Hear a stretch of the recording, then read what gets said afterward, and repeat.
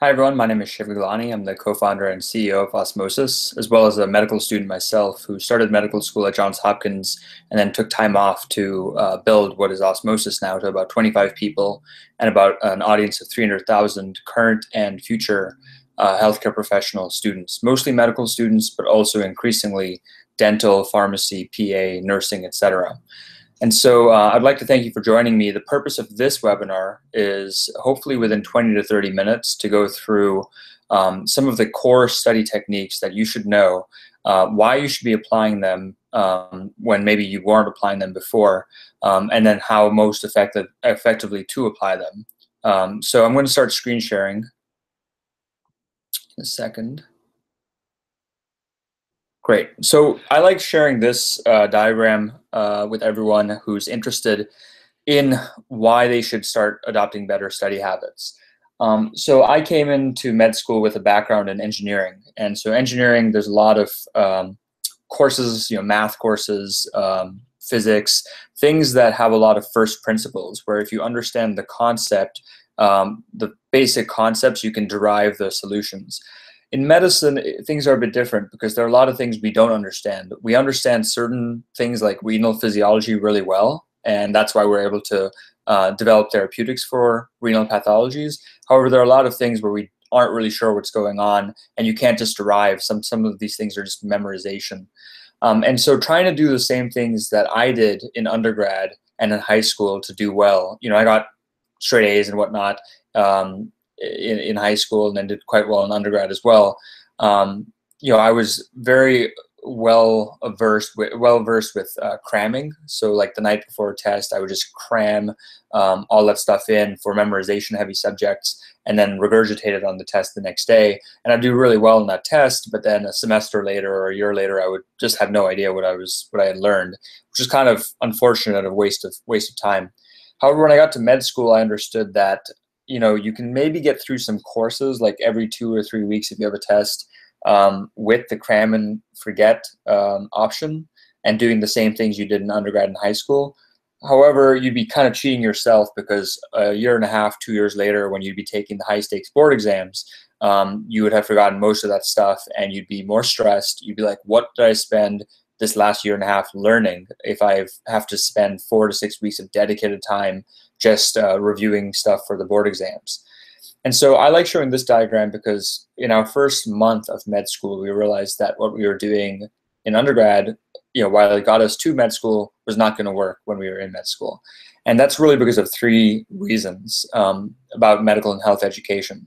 The first is that there's just a totally vast amount of information. Right? There's so many new fields. For example, 10 years ago, epigenetics and wasn't really taught, but now most med students are learning about epigenetics and what demethylation does, and what demethylating agents can do. So it's a continuously growing field as we discover new things. The second thing is it's dynamic, right? So what you learn in med school or in dental school 5 years from now, 10 years from now, could be out of date. There's a stat that by 5 years after graduation, about 50% of what you learn in school is out of date. It's either wrong or things have updated since then. And so it's dynamic, which means that unlike learning, say, vocabulary or another language, those word definitions don't really change much, or they change over the course of decades or centuries, whereas in medicine things change much faster. And then finally, it's high stakes, right? So I always use the example that if you forget how to factor from algebra, you aren't really going to hurt anybody. But if you forget to give pulmonary function tests to a patient who you give bleomycin to, you could actually hurt them, especially if your clinical support tool like an EHR doesn't pick that up. So because of these three reasons, I have no doubt that anyone watching this is really smart. You're already in the school. You can cram. You can get through school by brute forcing it the way you maybe did when you were an undergrad, by highlighting and making notes of your notes, that kind of stuff. But if you want to become a lifelong learner and a continuous lifelong learner and be good not only now but in 2 years and 5 years, when you're in practice, I think it's really important to consider what makes medical and health education different. And that should be the impetus for why you should take some time now as you're just starting out a new semester or a new year and actually develop some better study strategies. And just like any behavior change, you don't need to do all these strategies at the same time. You can pick one or two each month or each semester and start trying to apply it until you convince yourself that it works. And we know it works.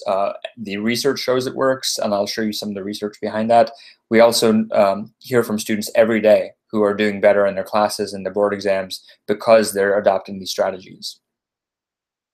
So, for those of you, again, who are watching, if you go to osmosis.org, you'll get an email with this ebook, How to Study in Med School. We have similar versions for other health profession schools that are slightly modified. And it goes through, it's only 25 pages, and it goes through some of the core concepts that I'll share here. Obviously, a lot of people like watching videos now instead of reading, but I do recommend reading this when you get some time. A lot of the text and the images come from videos we've made on this subject. So we have a whole playlist of learning science, very short videos. For example, spaced repetition, which I'll go into, it's only 4.5 minutes. Or for example, memory palaces, which is a popular technique, and we just released that on our YouTube channel earlier this week. Before we had these videos in this book, though, I did do a pretty popular presentation called 5 Study Techniques Every Med and Health Profession Student Should Know. And I'm going to reuse some of these slides. If you've watched this, I'm going to kind of riff off of this last presentation I did, but add in more concepts because it's been a year since I made this presentation. I'll share some of the same slides behind this presentation, but I'll also go in and show you actually how to apply it with real with our platform and in general, if you want to apply it using other tools as well. So, the 5 key techniques that we always like sharing are test-enhanced learning, spaced repetition, interleaving, memory associations, and the FOG behavior model. There's definitely more, and we've added more. For example, we have a video on blended learning. We have one on adaptive learning, adaptive teaching, and multimedia learning. So there's a few more we've added, as well as videos on how to write good questions, how to write good flashcards. And obviously, if you come check out osmosis.org, you'll get access to all these videos. But I'm just for the purposes of this, I'm just going to delve into the core strategies that we often share. And so, those of you who've seen a webinar of mine before know that I'm on the editorial board of Medscape Med Students. I'm also, as I said, a medical student at Hopkins. Graduated last year from Harvard with my MBA, and co-founder of Osmosis. And so, I like sharing this image because, it's very relatable. It's how I felt my first semester in med school. The first 6 weeks at Hopkins are anatomy. So they throw you right in the deep end, and in 6 weeks, you're supposed to learn anatomy. So we often use that analogy that learning medicine is drinking water from a fire hose. So this is sort of how I felt too. And I realized I couldn't learn the way I wanted to learn with that amount of information coming at me. So my co-founder Ryan, who has a PhD in neuroscience, and we decided to kind of team up and start thinking about how we could improve the process of learning, and what better way to improve learning and remembering by studying forgetting. Right, so we started looking into the research around forgetting, and as I said, he has a PhD in neuroscience. I did my thesis in neuroscience, so we kind of nerded out together for a few weeks, read a bunch of papers, presented that to our classmates, and convinced them that there were things we could be doing more effectively to do better. And so, let me just close that beeping sound. Okay, what I'm showing you here is this is a German psychologist named Hermann Ebbinghaus, who in the late 1800s, he studied the process of forgetting, and he came up with the concept of the forgetting curve, where if you learn something on time point 0, within a few hours, you forget quite a bit. So your memory retention goes from 100% to like 20%. And this has been studied in medical students, where within a year, students forget about 50% of what they learn in the preclinicals, and within 2 years, they forget about 33% and then 50% within 2 years. And those of you in medicine know that this is when you start school, this is about the time you take the boards. So there has to be something in here that helps you remember better so that you aren't sort of forgetting everything. And so the first concept is spaced repetition. Many of you have heard of this. Some of you even apply it. Anki has been a popular platform for it, as well as Quizlet just started Space Rep. And so this concept is you have this forgetting curve, but you get a reminder a day after, a week after, a month after, and then 6 months after. And your forgetting curve starts linearizing or flattening, so you have longer term retention. The key thing there is that the spacing happens over increasingly spaced intervals. So you don't have to remind yourself of what you learned something a week ago every day. You don't have to keep reminding yourself every day, but rather over spacing. And the factors that influence this, the spacing intervals, are how confident you were when you answered something and whether you got it right or wrong. Those are the two key factors. However, more advanced tools like osmosis also look at how long it took you to answer it, because that's a proxy for confidence. And we do a lot of data analysis around that. And so just one example, again, I'm just going to demo it within the osmosis platform because it's easier. We built it to incorporate these techniques. We have this nifty little clock icon on the top right that says that today I'm supposed to do 72 flashcards that are part of my daily spaced repetition queue. And some of these are from osmosis, which are high yield board relevant concepts. Some of these are from my school, so my classmates who have made these.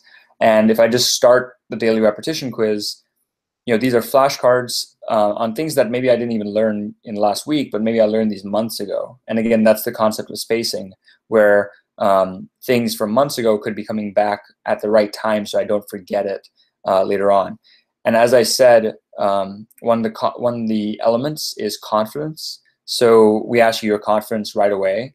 You can use your shortcut keys to answer this, but say I think about the answer here, and then I say I'm sure, and I got it right versus I missed it. And so we actually have the ability for you to customize your repetition intervals. We have our own algorithm that's a default, the osmosis algorithm, that we try using evidence-based techniques to understand, to best provide you that. However, we know that a lot of med students and other students are very neurotic about the timing intervals they want, and so you can set those intervals yourself. So for example, if I say I'm sure and I got it right, you could have it choose when the osmosis algorithm chooses, which is our default and what we recommend, because that means it'll get increasingly spaced out. However, if you say no clue and get it correct, you're just guessing. So you may also want to see it after 5 minutes. So it'll come back in your queue within the next 5 minutes. And so you can set these intervals. And one thing to note is we're the only system that actually asks you your confidence before your accuracy. And that's pretty key because a lot of people, when you get something right, you may convince yourself that you were more confident about it than you actually were.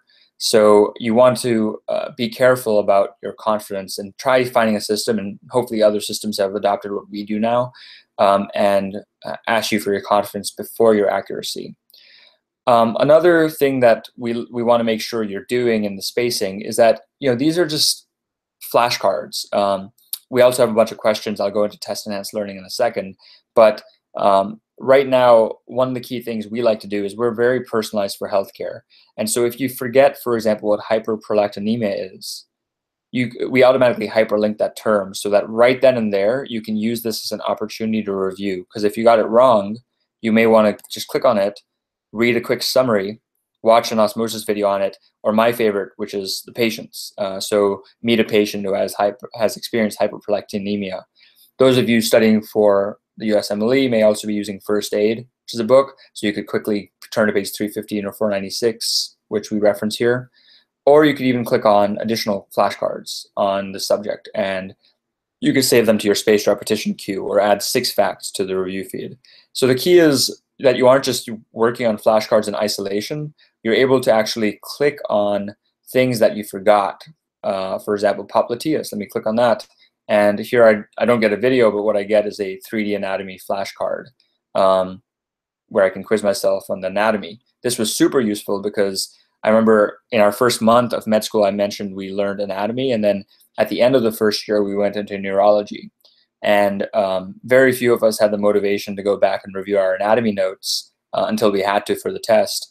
But with this system, we just sort of were able to click on cerebral artery and see the circle of Willis right then and there, and also have a table of insertions, origins, etc. So that's one of the key things, is that when you get things right or wrong, if you actually take the time to review what you missed, the spacing becomes even better because you aren't just sort of mindlessly thumbing through flashcards. You're actually taking the time to teach yourself. I remember what the fibula was, but where is it exactly? So that's one of the keys.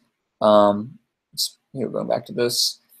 There are problems with traditional spaced repetition. So when Ebbinghaus was studying spaced repetition, he was doing it with nonsensical word combinations or letter combinations.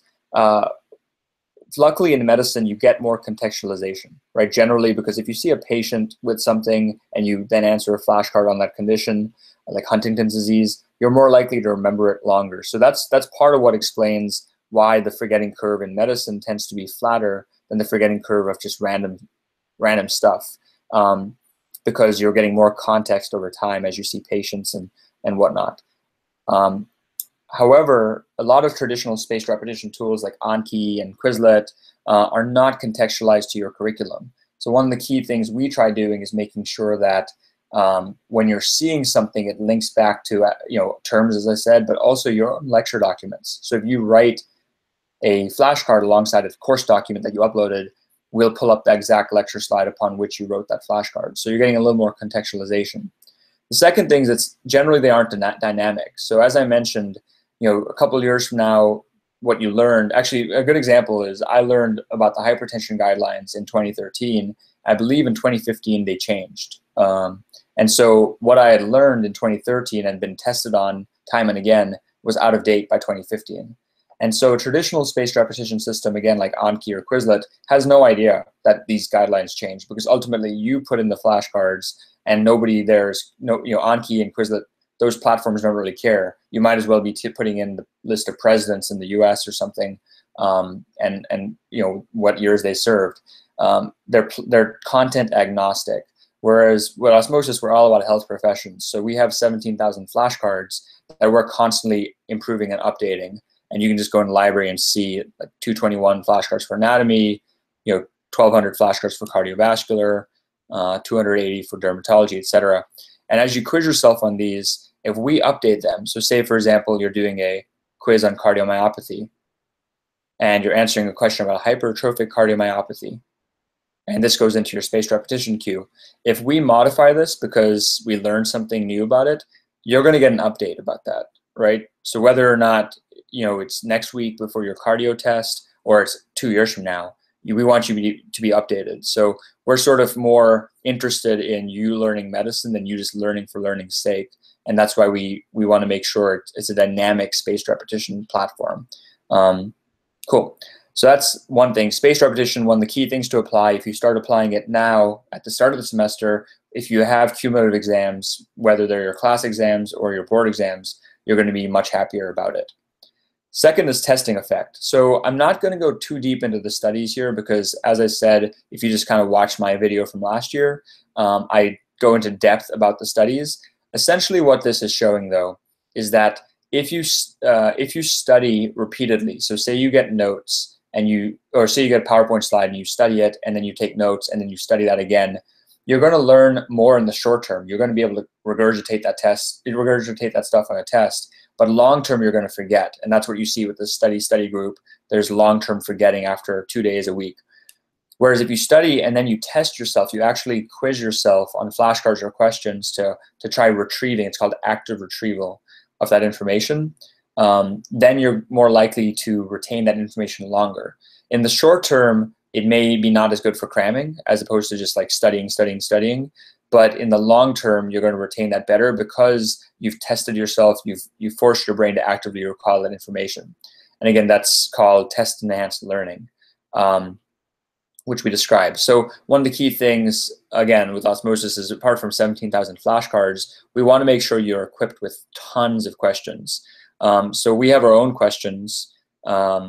We classify them as preclinical or clinical, step 1, step 2. We have dentists using our step 1 questions and nurses using our step 2 questions. So it's all over the place in terms of what field you're in. We have 4,300 preclinical questions and select all, 5,400 clinical questions.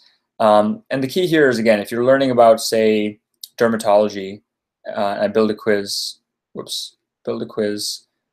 You want to be actively testing yourself here, because this is the best way to really prove to yourself that you actually understood something. And so, as you're going through the testing, you can cross things out and you can answer it. And just like before, you can rate your confidence, which is key to knowing when to review something. And the key, again, there's a difference between summative testing and formative testing. Summative testing is what your exams are. They're the ones that give you your grades. Those aren't very good for learning, because if you've taken the MCAT or an exam like that, you don't actually know what you got wrong or right, or maybe you have one day to review what you got wrong. So you aren't actually, it's not good for learning. It's good for assessment of competency at that moment in time. What formative testing is this, where you're actually seeing the explanation right away. And again, just like before, you can click on the terms, read the explanations. You can look at sub-explanations of why things are wrong. And so this is key, that you want to build into your study habit active testing. So apart from trying to keep up with a daily or weekly spaced repetition queue, which is flashcards, you want to start sprinkling in multiple choice questions, whether those are things your friends wrote or your classmates wrote or your professors wrote or that are in osmosis. You should definitely consider testing yourself on like a weekly basis, even if your school doesn't do that. There's some schools, like I think University of Michigan, that have weekly formative assessments. If you don't go to a school that does that, you want to figure out how to test yourself repeatedly on that concept anyways. We try making this a little easier for you because that's why we made a video. We actually partnered with a group called the American Board of Medical Specialties to make this video. It's loading on how to write good questions. So if you're interested in how the boards write questions, we have a video for you on how to write good questions. These are videos that faculty members and test writers use to write good questions. So you can kind of get in their heads and then practice writing your own questions. It's a very effective technique, because what we find is a lot of students. I was just at Lake Erie College of Osteopathic Medicine this past week and talking to a number of students who are doing this on the osmosis system, and they actually have written questions for preparing for exams that have then showed up on those exams, which is kind of cool, because that means they've basically gotten the head of their professors about what are the key things that are important to be tested on, and they wrote questions that aligned with that. So we try making this super easy by not only providing you a bank of 10,000 multiple choice questions, but more interestingly, the thing that I'm super excited about on osmosis, that sort of is why I left med school, took a leave to work on osmosis, for the last few years, is because what we've done is pretty cool, if I say so for myself. It's where you upload a document from your class. So say you're learning about endocrine physiology, like these students are, and you can just simply click quiz yourself, and we automatically try finding quiz questions. So there's 13 flashcards we've automatically tagged to that document. So you didn't have to write a flashcard to write a question. We've automatically found flashcards that are relevant to endocrine physiology or board style questions. So we found one for this, but I can select a whole week. Whoops, let me just select a few days. So if I select, say it's Sunday the 13th, and I want to quiz myself on the last week's worth of material with board style questions, there's 51 available that osmosis has automatically found that are relevant to stuff you're learning in class. So I build a quiz, I can start answering these questions, and you can see this is a question about osteoarthritis. Move to the next one. This is a question about arterial blood glass and respiratory acidosis. And so the key thing is, last week, if you actually look at the content from last week in this workspace, there's osteoarthritis right there. There's acid-base physiology. So we're automatically recommending questions and flashcards so you can participate in test-enhanced learning without writing a single question or thing yourself. However, if you wanted to write stuff yourself, you can see that there's 14 flashcards available written by anyone from my school. And if I build a quiz from that, I can see a classmate of mine wrote that, I can answer it, and then this links right back to the lecture slide. So the key with this study technique is, whether or not you use osmosis for this, it's testing yourself is a much more effective way to remember things long term than just rereading your notes or highlighting or annotating or whatnot. Okay. One last thing on testing yourself that I'd be remiss if I didn't share. Many of you have used apps like Trivia Crack and Quiz Up, which are fun trivia games. So one of the key things that we developed some time ago is a game called Osmosis with Your Friends. If you go to the Osmosis app, which you can see the emulator here, but you can just download it in iOS or the app Play Store. You can select select a topic like immunology and create a game. And here's a game code, Mushroom58. And if you open the app, if your other friends open the app, they can type in this game code and they can join, and then we can go on a head-to-head on a 5-question quiz. So it's like Trivia Crack, but for medicine, for learning medicine. And it's kind of a fun way to kind of break up the monotony of writing questions, answering questions, because then you're going head-to-head. It's like this literally came from what my roommates and I in med school used to do, which was we used to sit around over dinner and just quiz each other on things we had learned earlier that day. So hopefully you start quizzing yourself. Third thing is interleaving. I'm not going to spend much time on the research here, but essentially what interleaving is typically what the way schools are set up is you're learning like micro for a month, then you're learning respiratory for a month, then you're learning cardio for a month. That's called blocking. That's what you see here. Interleaving is a lot more effective. This is where you're learning some of respiratory, some of cardio, some of micro over time. It seems more difficult at the time, but it's a much better way long term for memory because you aren't trained to spot just the similarities within concepts. You're trained to spot the differences between concepts. And so because when you're learning about microbiology and certain infectious agents, and then you're 6 months later learning about endocarditis, it just doesn't make sense, as opposed to if you learn about endocarditis, then you're learning about micro and you're learning about cardiology at the same time. And so, we want you to apply this. I mean, spacing helps with that because you're going to be getting questions from 6 months ago and 3 months ago and 1 week ago in your spaced rep queue. So you're naturally going to be interleaving. That's part of why it's called spacing too. But as you're going through concepts, I think one of the key things, again, that we try doing is if you click on analyze text, if you're learning about joint diseases, there's obviously going to be a lot of stuff on, arthritis and on pathology, but there's also pharmacology in there, bisphosphonate, which you learned months ago. And so you want to start actively kind of reviewing things that aren't just related to the current block, which is clearly endocrine and musculoskeletal. You want to start reviewing some physiology. So we have high yield physiology and some pharmacology as well. So you want to start interleaving your what you're learning too for longer term retention. The research behind this, has been studied in like art history and other things like that. And again, you can watch this video here to get a full explanation of the research there. My favorite, because it's fun to explain, is memory associations. So a lot of you naturally do this, right? You form mnemonics. A lot of times you can remember where you studied something or where you were when something happened, because humans are naturally, the way our minds work is very much about visual and spatial. And so here's an experiment where those of you who are Doctor Who fans may recognize this guy as one of the doctors. And so memory associations are interesting because if I were to take this picture and share it with 100 people I randomly select, and I tell 50 people that this person's last name is Baker, this is Mr. Baker, which it happens to be, and I tell the other 50 people that this person is a baker, and then a few weeks later I bring them back in a room, I show them the picture and I say, what was the word associated with this face? The people who were told this person is a baker would remember the word-face combination more often than the people who were told this person's last name is Baker. And that's called the Baker-Baker paradox. And the reason it exists is that when you're told somebody's name is Baker, you form one connection. That's called the Baker node. But if you're told somebody is a baker, you start thinking about them in a baker's hat. You also remember the word, so there you still have the Baker node. And then maybe you think about your favorite baked good or the smell of a bakery. So you form more nodes, which are useful for bringing back this connection.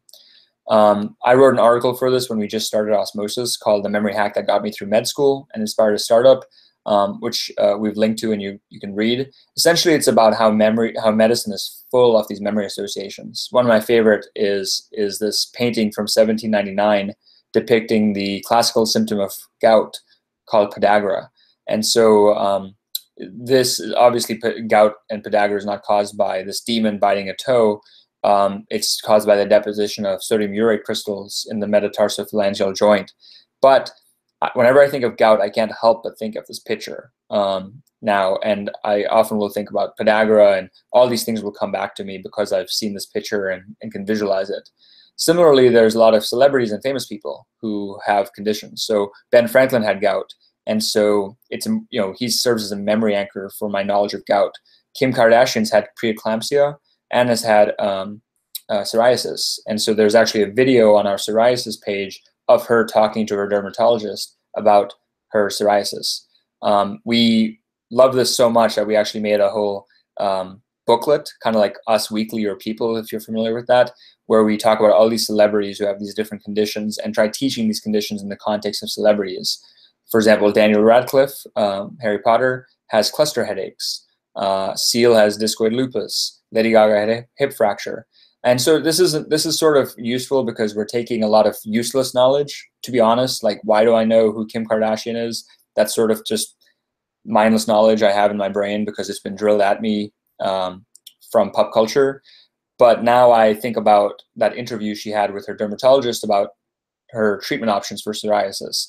And so I've actually turned this useless knowledge, namely a Kim Kardashian node, into useful knowledge about the treatment of psoriasis. And so the way that sort of we do that in osmosis, again, to make it easy for you, when you click on gout, this is memory associations right here. So there's a lot of context. Again, my favorite thing is the patient experience videos. In 1.5 minutes, you meet this patient who has gout. And so if you're learning about gout from a PowerPoint slide, it could be pretty boring, but then you find this memory association, and now you can relate this to a patient. I remember in med school, there were weeks that went by where it was just PowerPoint after PowerPoint after PowerPoint, and it could be sort of jading, to be honest. And so interspersing these memory associations, specifically patient videos, helped me better relate to why I was actually doing this. Why was I taking all these tests and staying up late studying and things like that? It's because of these patients, and this also helped serve as good mnemonics. We also link to other memory association tools. These are third-party apps and separate subscriptions, but Picmonic and Sketchy Micro are 2 examples. And as I've said, we have a video on memory associations, and specifically memory palaces, which is one type of memory association, where you'll essentially try remembering different drug classes by making a crazy image in your mind. And so again, watch this 6-minute video if you're interested in memory palaces. But let me just show you the psoriasis example as a quick example. So if I look up psoriasis, this is the example where, again, there's a lot of different things we link to, including the celebrity diagnosis article about Kim Kardashian who has psoriasis. And so this is the interview she has with her dermatologist about her psoriasis. Great, so that's one of my favorites because it's just, the 3 benefits really are that it's engaging, it makes things more fun, it's memorable, and then finally it makes you relatable. So if you see a patient with Sjogren's syndrome and they're like, how could, what does this mean for me? How could I, is this, because it sounds really bad. If it's appropriate, if it comes up in conversation, you could mention that Venus Williams has Sjogren's syndrome. Venus Williams, her tennis game suffered because of Sjogren's syndrome, but she came back, and as you know, she's done well at some recent tournaments, and has overcome a lot of the things that Sjogren's syndrome had caused in her. And so you become more relatable as a person. This is one reason I like patient stories a little more than memory palaces, because this, to be honest, is not very relatable to a patient. Like, I'm not going to talk to my patient about, Indiana Jones swinging from a lamp as a demonstration of valor, so valproic acid. It just doesn't make sense. It's not relatable. It's just for your memory, and I think it's a useful technique. But my favorite, is memory associations through patients and celebrities who've reported about their conditions. Whoops. Okay. Okay, the final technique, and this is one I like to delve in because I think all the techniques I shared up to date will help you learn better, remember longer, and hopefully become a better test taker, and more importantly, a better clinician, because you have a better working memory of this knowledge, and you're using tools that let you update your knowledge over time. That being said, this is the technique where I think it'll not only help you in your academic life, it'll help you in your personal life, and it can also help you become a better behavioral counselor if you understand behavior. So BJ Fogg is a behavioral psychologist at Stanford, and he came up with this behavioral model that basically simplifies. It's simple. It's reductionist, very simplistic, but it simplifies behavior into three variables: motivation, ability, and trigger at the same moment. So that's the formula. And so the y-axis he draws motivation, and the x-axis it's ability. And things that are hard to do, things that are easy to do, things that you have low motivation for, things that you have high motivation for. This action line is where you have enough ability and enough motivation in the combination that you can then get a trigger and it succeeds. So let's think about a behavior. Let's just say you want to eat better. You don't want to be eating ice cream every night. So, because you want to lose weight, for example. So you may have high motivation in the morning to work out and not eat ice cream and to eat healthy.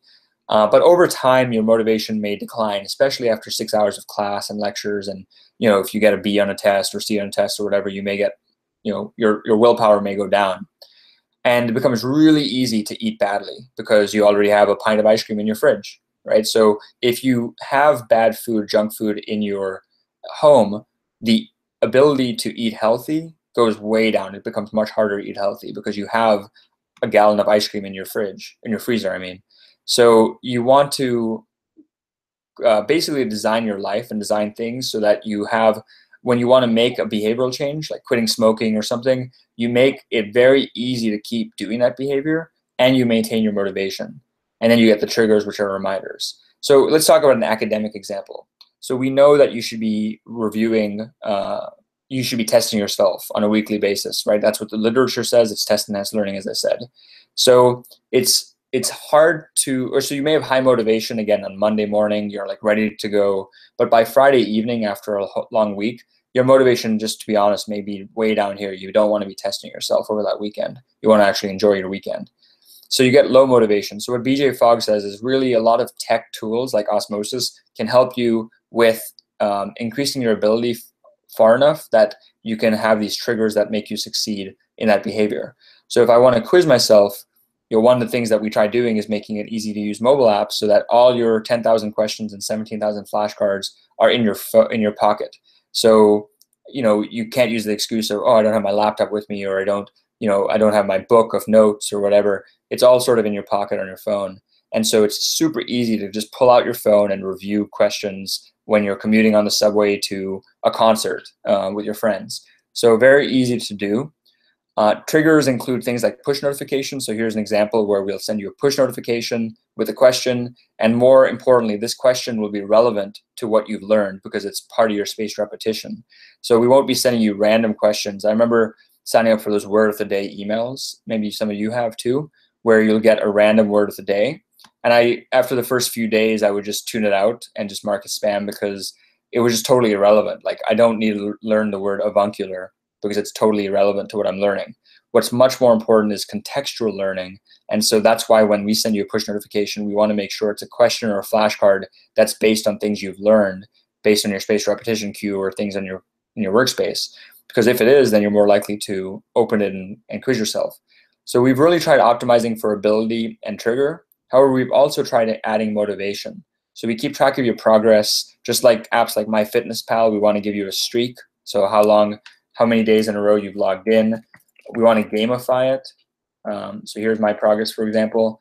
You can see this is my streak, 5 days, or my current streak is 1 day, but I also had a 5-day streak at some time. This shows me how many days I'm quizzing myself on. And so we try motivating you and gamifying the experience a bit, which if any of you have used the language learning app Duolingo, that's what they do time and again. They're really expert at that. And so you can work on motivation. Motivation can be improved through gamification, through competitive dynamics like the Osmosis with Your Friends game, and also through a social network, through accountability. So if you and your classmates team up and you actually split up the work and write questions and flashcards with each other, you can be more motivated because now you have an accountability group. It's just like those groups that form to lose weight. I think they're very effective because accountability is super important, not just to yourself, but to other people to change your behavior. So this is a really key model that I want you to take away because you'll have patients who are smokers and you'll have patients who are obese. And if you can sort of boil down behavior change to them, you can figure out where they are in the behavior change framework. Are they pre-contemplative? Are they contemplative? Are they taking the action? And then if they are, if they are having trouble going to the gym in the morning, you could recommend to them, let's make it easier to do that by having you sleep in your gym clothes, because then when you wake up, you're already in your gym clothes, and that takes away that activation energy required to change into your gym clothes. So you can be a more effective behavioral health counselor as well. Awesome. So my take-home message is really that you can incorporate these 5 study techniques to study smarter and not harder. And again, there are more techniques than these, but these are the ones I really like focusing on. I know if you've started school, you may not have time to read, but these are 2 of our favorite books, Make It Stick. We actually worked with this author, Henry Rodiger, to create our videos on test-enhanced learning and spaced repetition. We reached out to him because he had featured osmosis on page 240 of this book. And then this book, Moonwalking with Einstein, is written by a guy whose wife actually just finished med school, I think 2 or 3 years ago. And it's about memory palaces and memory associations. And so, for example, our video on memory palaces, we partnered with the world memory champion, who happens to be a second-year medical student at University of Mississippi named Alex Mullen. And CNN did an article about how he remembers things and competes, and he uses these memory palaces as well. So I highly recommend this additional reading if you have the time. But otherwise, I wish you good luck. Thanks for paying attention. I know this was a longer webinar than I expected, but I wanted to make sure I go through and do justice on many of these techniques. So definitely come to email me if you have any questions. I'm always happy to help. And go to osmosis.org to get a copy of this book for yourself. It's free. You just have to create a free account for how to study in med school or other fields as well. But with that, I'd like to wish you good luck on the next semester ahead, and thank you for taking the time. Take care.